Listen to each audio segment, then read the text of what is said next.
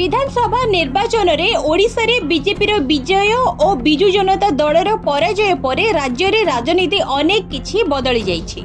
राज्य रे 24 वर्ष धरी क्षमतार थिबा नवीन पटनायक विरोधी आसन रे बसिथिबा बेले बीजेपी क्षमता को आसी जाइछि। यह सहित दुई दलर संपर्क मध्य बदली जाइछि।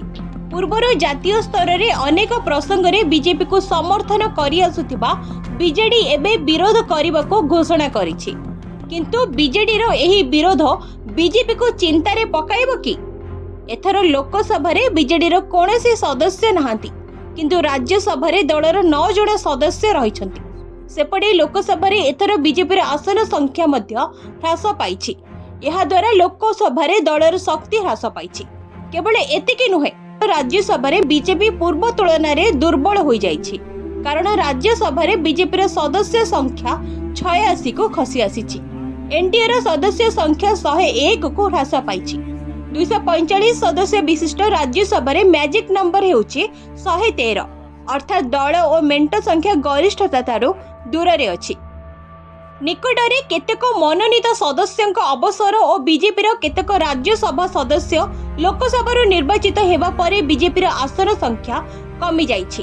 अवश्य आगकू हेबाकू थिबा राज्यसभा निर्वाचन रे बीजेपी बेस केतोटी आसन हातेई निजर शक्ति वृद्धि करिबारे संभावना रहिछि।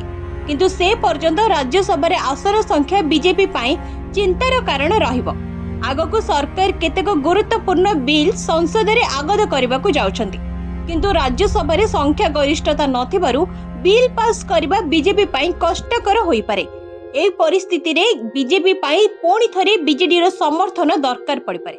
बीजेडी रो 9 राज्यसभा सांसद जदि एनडीए को समर्थन करंती तेबे मोट आसन संख्या 110 रे पहुंचिबो, अर्थात मैजिक नंबर ठारू मात्र 3टी आसन दूर रे रहिबो एनडीए। एणु लोकसभा रे बीजेडी रो गुरुत्व नथिबा बेले राज्यसभा रे बीजेडी निजर गुरुत्व बजाय रखिछि। एथिपाई बीजेपी कोनोसी प्रकारे नवीन पटनायक किंबा बीजेडी को असंतुष्ट करबाको चाहिबो नाही।